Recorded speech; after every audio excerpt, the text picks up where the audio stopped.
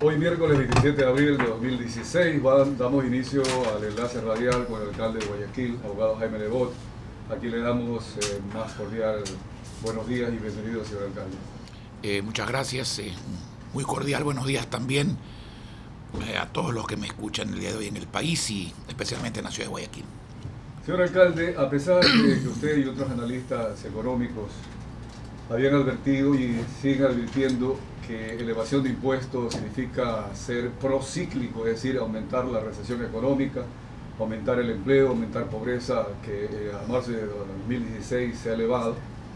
Ayer fue aprobada la Ley Orgánica para el Equilibrio de las Finanzas Públicas y está ya en trámite la Ley Solidaria de Corresponsabilidad Ciudadana por las afectaciones del terremoto. ¿Cuál es su análisis el día de hoy?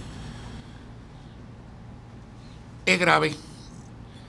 Lo que van a causar es un problema adicional a los ecuatorianos, sin resolver lo que pretenden resolver. El Fondo Monetario Internacional publica un listado de los países con proyecciones de crecer y de los países con proyecciones de decrecer.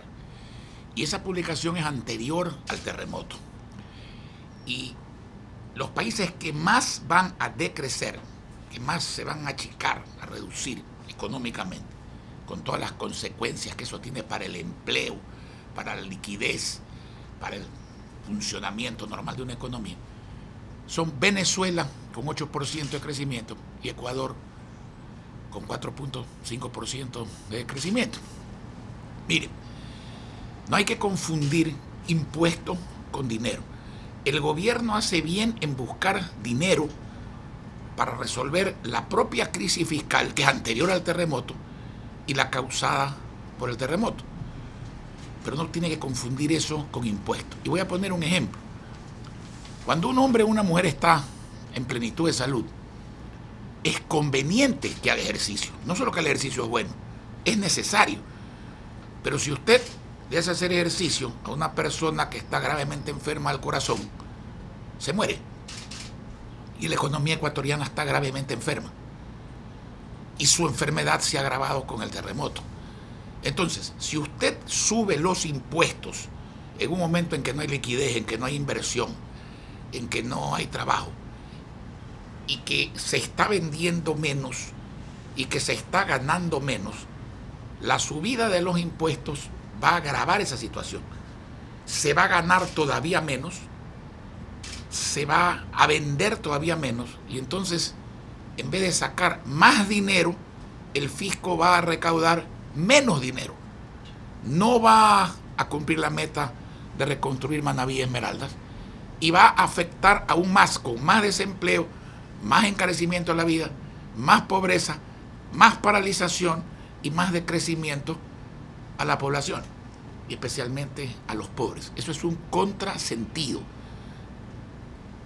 No conozco a nadie que pueda recomendar en economías en decrecimiento, en recesión, agravar la economía con el peso de los impuestos. Eso es como que cuando alguien se está ahogando y pide auxilio, en vez de echarle usted una boya de balsa, le eche un saco cargado de piedras o de cemento. Es exactamente lo mismo. Señor alcalde, sin embargo, hay una realidad. El gobierno está en una economía, usted ya lo ha dicho inclusive, que esto era antes del terremoto. Ahora hay que sumarle el terremoto. Yo tengo acá unas cifras. Ecuador está endeudado con 35.000 millones de dólares, la última cifra del Ministerio de Finanzas de marzo de 2016. Tengo anotado acá que 448.990 ecuatorianos en capacidad de trabajar están desempleados, totalmente desempleados.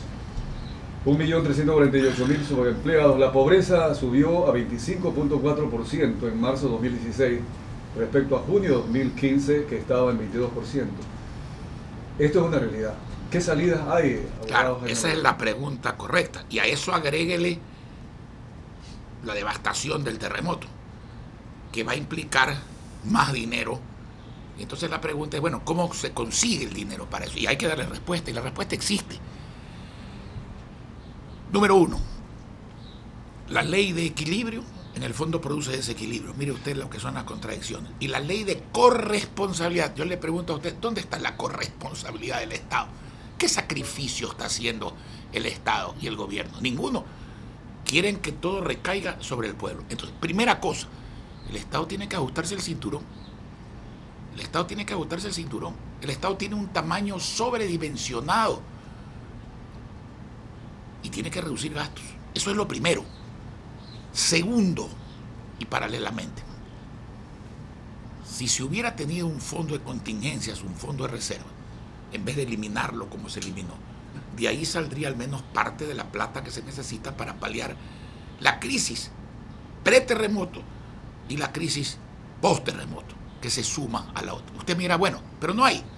Sí, no hay. Pero hay que hacerlo. Hay que iniciar un fondo. Es un mensaje serio. Eso ayuda mucho porque cuando se ve un panorama global de cambio, de rectificación, es la primera decisión sabia que empieza a producir frutos en el corto, mediano y largo plazo. Si usted empieza a hacer un fondo para contingencias, la señal internacional es muy buena, la señal interna es muy buena. La gente dirá, empiezan a hacer las cosas bien. Además, una reconstrucción no es cuestión de que se hace en 6 meses. Mire usted Chile, país del primer mundo para mí. Le ha costado 30.000 millones de dólares la reconstrucción. Va al 7º año de reconstrucción.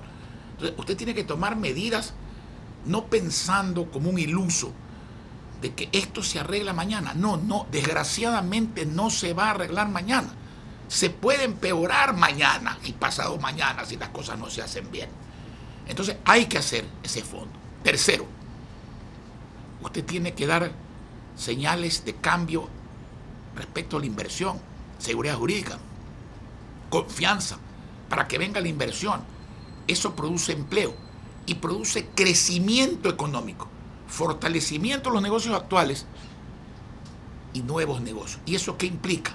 Más gente tributando. Ahí sí, más recaudación, más dinero para el Estado sin impuestos. El impuesto no es sinónimo de dinero, puede ser sinónimo de quiebra y de menos dinero. Luego, con todas esas señales, usted va a recuperar el crédito internacional. Es necesario tener crédito internacional blando y a largo plazo. Eso no se va a obtener si no se dan muestras fehacientes de cambio.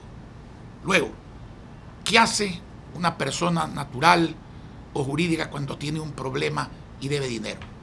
Va donde el banquero y le dice, soy una persona correcta, somos una empresa seria, ha pasado esto. No es que no queremos pagar, pero tenemos que renegociar nuestra deuda, deme más plazo para pagar. Tenemos que renegociar la deuda externa y la deuda interna. Eso aminora, en vez de pagar X, usted va a pagar X menos Y. Y esa diferencia también abona a crear el dinero necesario para poder mejorar la situación fiscal y para atender las necesidades de la reconstrucción. Y por último, incentivos, pues. Incentivos. En un Ecuador con esas características, la gente va a invertir. Y cuando vengan a invertir, hay que decirles, si usted va a Manabí, si usted va a Muisne, en Esmeraldas, usted no va a pagar, por ejemplo, impuestos a la renta por 5 o 10 años. Para que la gente se sienta atraída a ir allá con inversión. El que tiene que reconstruir su casa o su negocio, que encima le van a cobrar el impuesto predial y otro tipo de impuestos, tiene que exonerar de impuestos a la gente. Animarlos a reconstruir, eso a su vez crea trabajo, crea ventas de materiales. Eso a su vez genera crecimiento económico. Las propias donaciones. Yo le garantizo que si usted incentiva las donaciones diciendo que se recuperan del impuesto a la renta en el largo plazo, no inmediatamente, porque entonces si la donación se deduce del primer año, entonces no hay liquidez, no hay aporte realmente. La gente va a donar. Serenamente, fríamente, se debe hacer lo conveniente. Lo conveniente. Aquí no hay magia. Aquí no hay nada que resuelva esto en 24 horas. Y esto que yo le digo es lo que han hecho muchos países, sin terremoto y con terremoto. Es la única salida. Y perdónenme, sí, en esto quisiera hacer una digresión, pero pertinente. A mí no me gusta sugerir nada que yo no practique. Aquí en Guayaquil hay 167 viviendas y edificios que sufrieron algún tipo de daño. Al día de ayer, el informe final dice 137 de esos 167 tienen daños menores. Las autoridades decidimos en un primer momento que no se habiten esos edificios porque hubiera sido una irresponsabilidad no precautelar la seguridad de la gente, no solo del que vive ahí, del que trabaja ahí, del transeúnte. Mejor es una molestia que después resulta que solo fue eso, que lamentar una tragedia. 137, señores, vayan a habitar, eso sí, con el compromiso seguido por el municipio de que en 30 días tienen que reparar los daños de mampostería, cuestiones no estructurales. Para esa gente, exoneración de impuestos de 2 años, incluyendo el año 16. Y si ya pagaron el impuesto, les vamos a devolver el impuesto. Hay 30 edificios, y aprovecho para precisar una información que aparece en el universo de hoy. No es que están en riesgo de colapsar, no, es que tienen daños estructurales, es otra cosa. Pero los daños estructurales, en un primer informe preliminar, muestran que en su mayoría, inmensa mayoría, son absolutamente subsanables. Ahora, respecto a esos edificios, primero hay que reparar los daños estructurales, ya les vamos a decir cómo a los propietarios, y luego hay que entrar en ellos. Pero no es que están en riesgo de colapsar. Si por excepción hubiese en alguno de ellos daños que no pueden ser reparados, daños definitivos a la infraestructura, por excepción, no los 30, por excepción, habría que demoler alguno. Eso lo vamos a saber pronto. Quería aclarar eso. Pero respecto a esos edificios, van 5 años para los propietarios de exoneración de impuestos municipales, incluyendo el 16, y repito, si ya lo pagaron, le vamos a devolver los impuestos. O sea, de las crisis se sale recuperándose.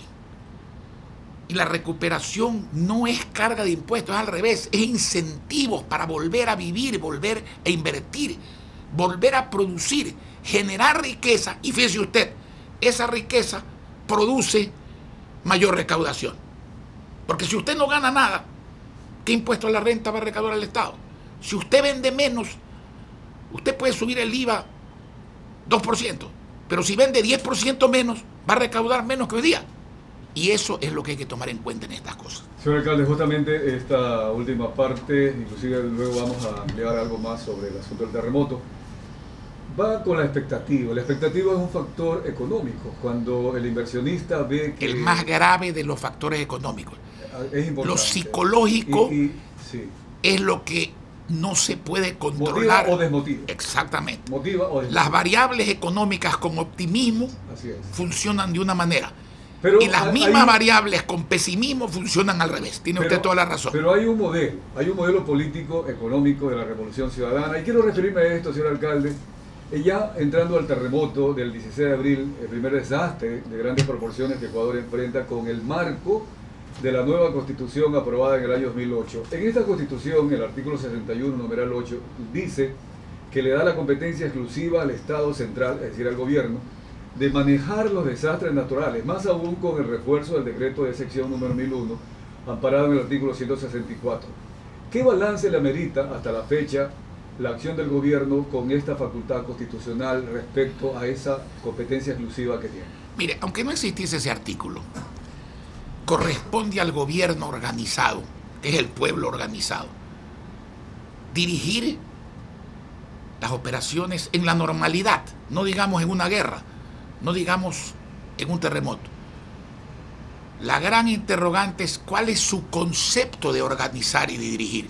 Para mí el concepto de organizar es aglutinar a la sociedad, comandada por la autoridad, pero vincular a la sociedad, darle responsabilidad a la sociedad, que es siempre generosa, solidaria, y lo hemos demostrado los ecuatorianos.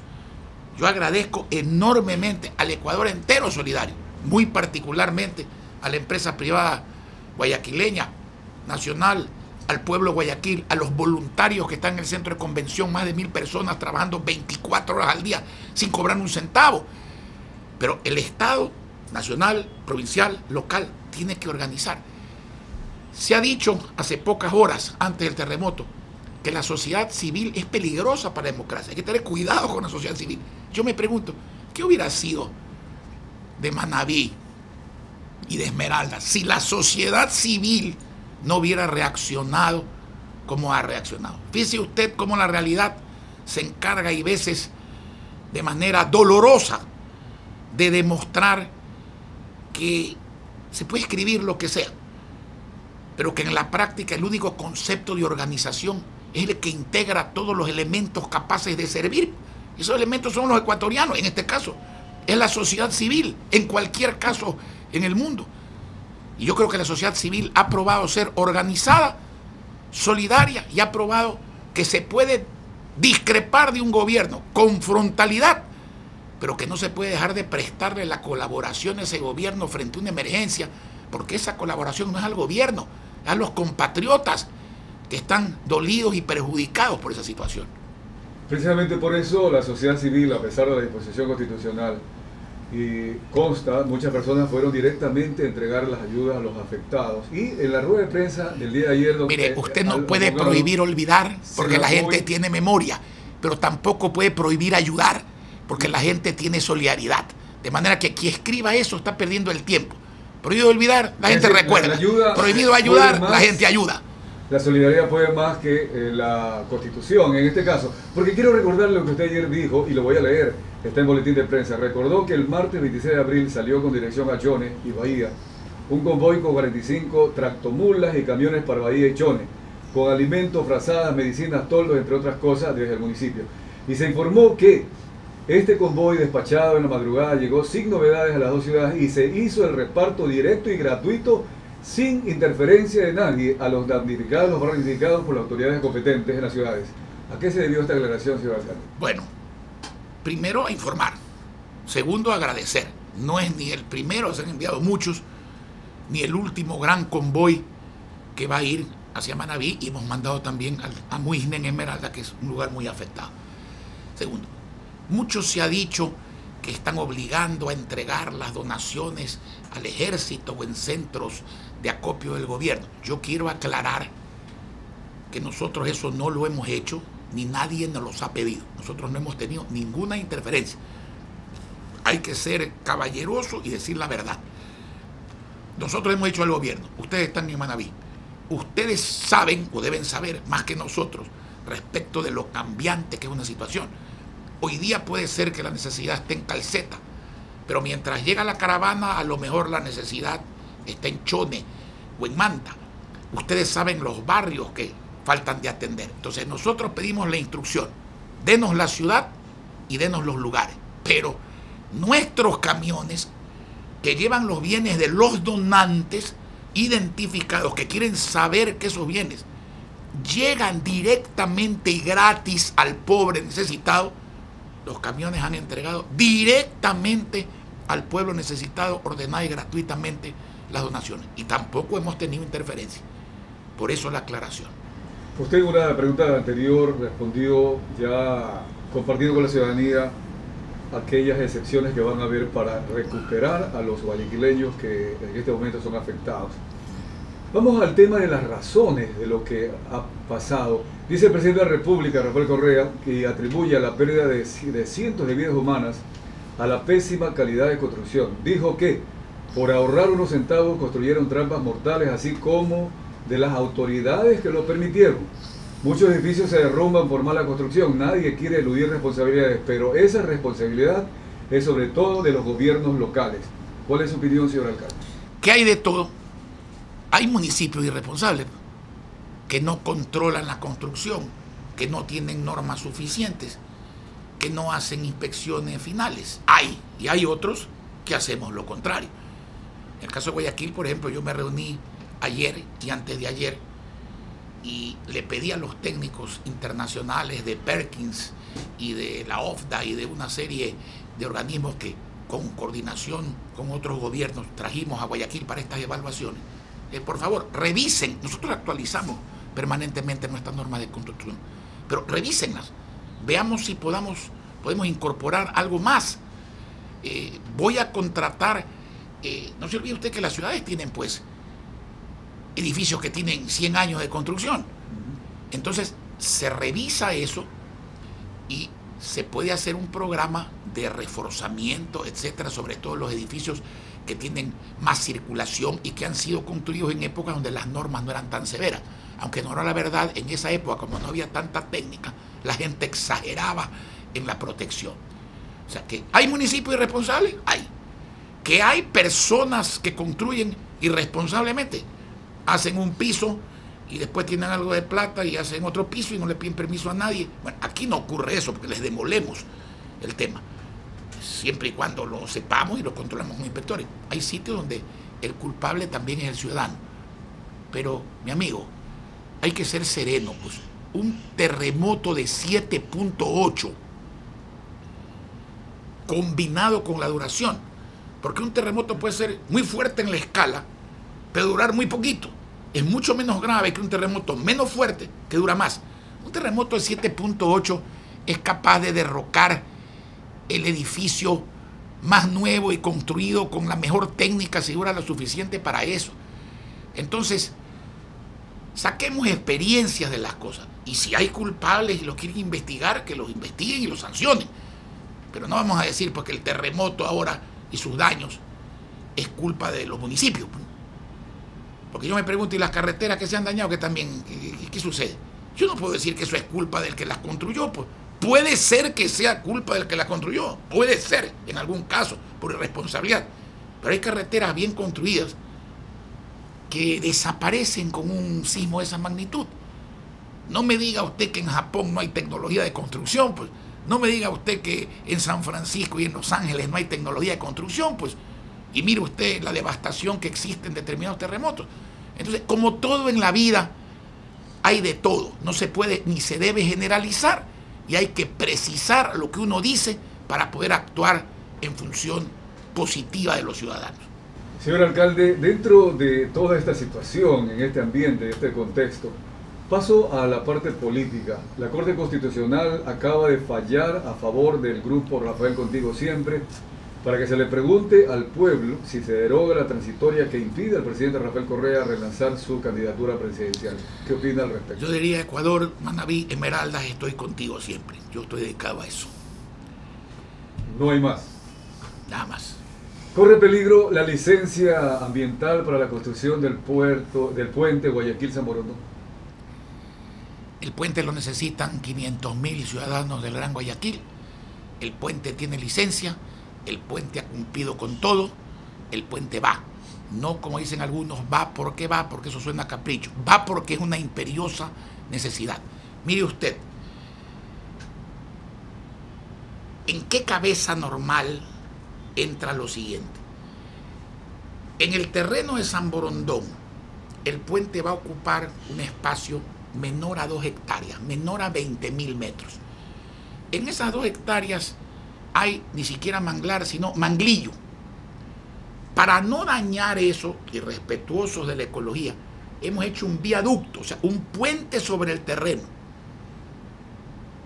que la ciudad o las ciudades de San Borondón y Guayaquil lo tienen que pagar. Evidentemente, ese puente sobre el terreno, que no es el puente sobre el río, por llamarlo de alguna manera y diferenciarlo para que la gente entienda, evidentemente no lo podemos colgar de las nubes, pues. Tiene que asentarse en algunos puntos en el terreno. Entonces ya no estamos hablando de una punto hectárea, estamos hablando de una cosa diminuta, que hay que reemplazar eso con creces. Perfecto. Pero ¿cómo puede compararse ese mini daño ecológico, ridículo daño ecológico, aunque no hay daño ecológico ridículo, pero para precisar, con el daño ecológico que hace el CO2 acumulado de cientos de carros que andan despacio, que se acumulan frente a las casas y que no ruedan? O sea, para proteger el medio ambiente también es necesario el puente, además de que los ciudadanos tienen que circular. Entonces, yo lo he dicho y lo repito, el puente va. No quiero creer, Dudo mucho que el señor presidente y el señor vicepresidente de la República sepan de esto. En los próximos días lo vamos a saber. Más allá de que el puente se va a hacer. Tiene licencia y se va a hacer. Está haciéndose. Dudo mucho que lo sepa. ¿Qué razones puede haber detrás de esto? Algún comedido que, disgustado porque no puede hacer obras, quiere que los que podemos hacer obras no las hagamos. Y cree que a lo mejor gana bono o compra su puesto por más tiempo a base de esto. La otra, responder, y espero que no sea así, a intereses minoritarios de 10 o 20 personas cuyas razones respeto, aunque no comparto, que creen que pueden evitar el progreso y la satisfacción de las necesidades de las ciudades y que conspiran ellos sí contra la conservación del ambiente. De manera que no se preocupe la ciudadanía, que no se preocupe la ciudadanía. Aquí estamos acostumbrados a luchar, siempre intentamos convencer y no vencer, pero cuando hay que vencer, hay que vencer. Para concluir, tenemos 3 minutos, señor alcalde Jaime Nebot. Guayaquil y su municipio ha contribuido con nuestros hermanos de Manabí y Esmeraldas, enviando hospitales, móviles, plantas potabilizadoras de agua, maquinaria, agua, alimentos, ropa, etcétera, etcétera.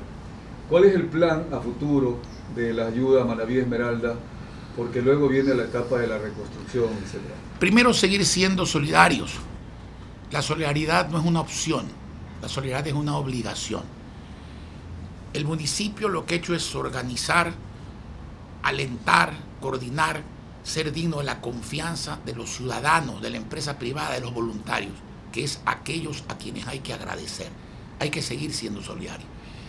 Hemos reparado, por ejemplo, con Veolia y con Interagua la planta del Ceibal de agua potable de Manta.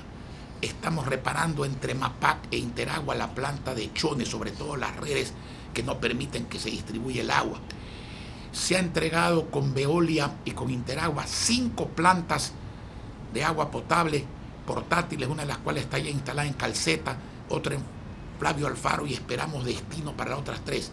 El grupo MAPFRE español ha entregado 2 plantas de agua más. Hemos enviado maquinaria, médicos, medicina y todo lo que usted ha dicho. Hay que seguirlo haciendo.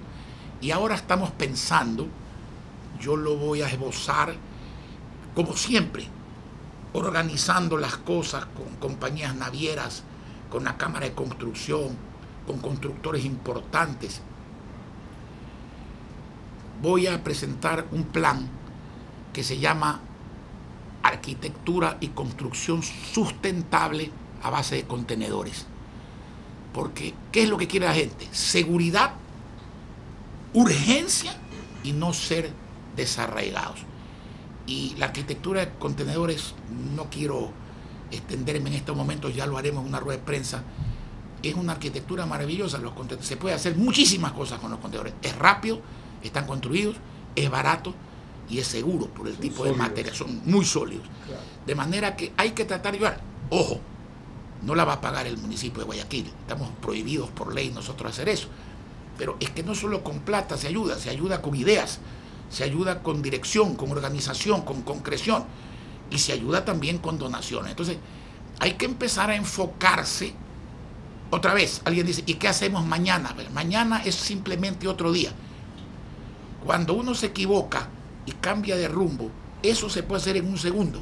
Y esa es la más importante de las rectificaciones y de las soluciones. Ahora, desarrollar la nueva solución no es cuestión de un segundo ni de un día. Hay que pensar, hay que actuar, hay que financiar, hay que programar y hay que ejecutar. Pero hay que hacer eso rápido. Como decía Napoleón, vístame despacio, que estoy muy apurado. Cuando uno está más apurado es cuando tiene que tener más cuidado en dar los pasos que tiene que dar. Señor alcalde, muchas gracias, como siempre deseándole éxitos y que la ciudadanía... Gracias a usted por la oportunidad. Igualmente se incorpore a estos planes. Muy amable, gracias.